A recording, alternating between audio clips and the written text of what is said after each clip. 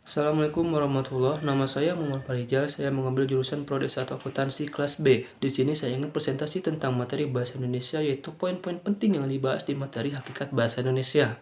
Yang pertama yaitu tentang sejarah perkembangan bahasa Indonesia, dan bahasa Indonesia sendiri lahir pada tanggal 28 Oktober 1928 dan sampai sekarang. Dan sejarah ini memiliki tahapan-tahapan abad ke abadnya. Seperti yang pertama, bahasa Indonesia pada abad 7 sampai abad 9 dijelaskan bahwa bahasa Indonesia terjadi hanya di kalangan-kalangan tertentu seperti pendidikan dan kerajaan. Pada masa abad ini dikenal bukan bahasa Indonesianya, melainkan bahasa Melayu kuno. Lanjut, dan sejarah yang kedua pada abad 14 sampai abad 26 dijelaskan di abad ini bahwa bahasa Melayu kuno beda dengan abad sebelumnya. Di sini diceritakan bahasa Melayu ditulis di batu nisan. Waktu itu ada sebuah kuburan Raja-Raja Pasai di Mijetujoh yaitu Aceh. Pada batu nisan itu tertulis syair berbahasa Melayu kuno dan dipengaruhi bahasa Arab yang isinya bahwa yang meninggal tersebut telah memeluk agama Islam. Dan kita sekarang telah membahas tentang sejarah bahasa Indonesia, lalu kita akan lanjut ke poin penting yang kedua, yaitu kedudukan dan fungsi bahasa Indonesia, di mana bahasa Indonesia ini dikerahkan pada Hari Sumpah Pemuda di kalimat ketiga, yaitu kami putra dan putri Indonesia menjunjung bahwa persatuan bahasa Indonesia adalah bahasa Indonesia. Dan disinilah bahasa Indonesia menjadi kedudukan negara Indonesia. Dan yang ketiga, yaitu fungsi bahasa Indonesia, di mana bahasa Indonesia menjadi lambang kebanggaan nasional, menjadi lambang identitas nasional, dan alat pemersatu berbagai masyarakat yang berbeda-beda, latar belakang, sosial budaya, dan bahasanya, dan alat perhubung antar budaya dan antar daerah. Materi selanjutnya ialah tentang ejaan yang disempurnakan, di mana di Indonesia sebelum dan sesudah kemerdekaan ada sejumlah ejaan yang pernah berlaku. Ejaan ini tersebut akan dipaparkan secara sepintas. Yang pertama, ejaan Pan-Opujisen. Ejaan ini lahir dan ditetapkan pada tahun 1901. Yang ditetapkan ejaan bahasa Melayu menjadi ejaan Pan-Opujisen yang dibantu oleh Engku Nawawi dan Engku Ibrahim. Ejaan ini menonjol dengan huruf J. Contohnya, jang, paja, dan sajang. Dan huruf oe untuk menuliskan kata-kata goeroe, itoe, dan oemoer. Dan poin penting yang kedua yaitu ejaan Soewandi, lahir pada tanggal 19 Maret 1947. Ejaan ini juga diresmikan dan diberi julukan ejaan Republik. Dalam ejaan ini yang menonjol ialah ejaan huruf oe diganti dengan u, seperti pada kata guru, itu, umur, dan ejaan ini juga menonjol pada kata ulang, tapi boleh ditulis dengan angka 2, seperti anak 2, berjalan 2, berakit 2, ke barat 2-an.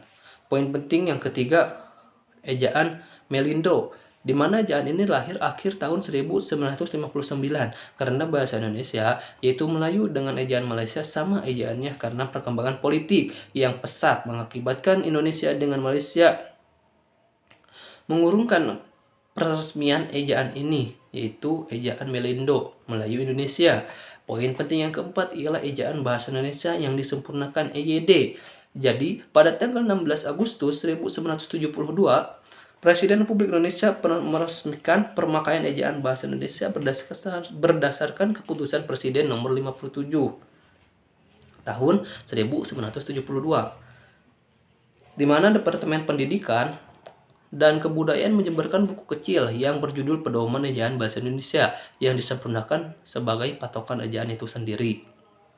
Poin kelima yaitu komponen-komponen ejaan, di mana komponen-komponen ini dilampirkan oleh Peraturan Menteri Pendidikan Nasional Republik Indonesia Nomor 46 Tahun 2009, di mana komponen-komponen ini terdiri dari 4 hal.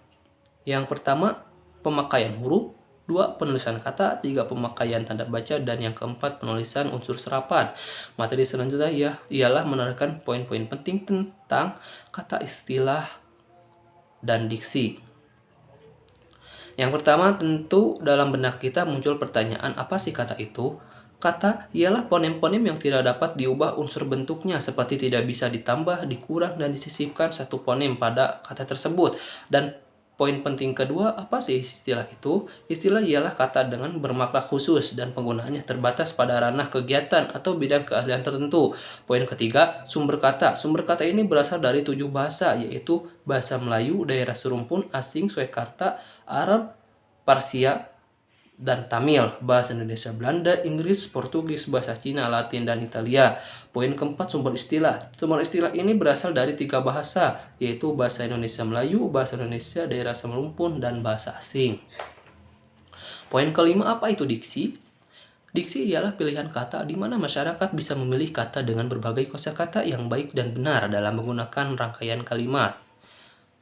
Materi selanjutnya ialah poin penting tentang kalimat. Yang pertama, pengertian kalimat, di mana kalimat itu sendiri dapat diartikan dengan kalimat memiliki 2 konsep, yaitu konstituen dasar dan intonasi final. Konstituen dasar itu terdiri dari klausa yang mengandung kalimat, yaitu subjek dan predikat, dan intonasi final sendiri terdiri dari tanda baca. Poin kedua ialah unsur-unsur kalimat. Unsur-unsur ini ada 5 untuk membuat kalimat yang baik dan benar, di mana unsur-unsur ini terdiri dari subjek, predikat, objek, pelengkap, dan keterangan. Poin ketiga, apa itu kalimat tunggal? Kalimat tunggal ini terdiri hanya satu klausa atau mempunyai satu subjek dan predikat. Contoh, separuh pesisir Pulau Bangka dalam kurung subjek, rusak dalam kurung predikat. Poin keempat, apa itu kalimat majemuk? Kalimat ini terdiri dari 2 klausa maupun lebih. Jadi, kalimat majemuk ialah memiliki 2 subjek dan 2 predikat. Poin kelima, apa itu klausa perbandingan? Klausa perbandingan adalah klausa yang memperbandingkan proposisi atau dinyatakan pada klausa utama dan satunya lagi pada klausa bawaan. Biasanya, bentuk majemuk perbandingan menggunakan konjungsi lebih atau kurang daripada, sama, dengan. Perhatikan contoh berikut ini. Presiden Soeharto menjabat lebih lama daripada Presiden Megawati. Mengemudi antar kota tak sama halnya dengan mengemudi di dalam kota. Sekian dari saya. Assalamualaikum warahmatullahi wabarakatuh.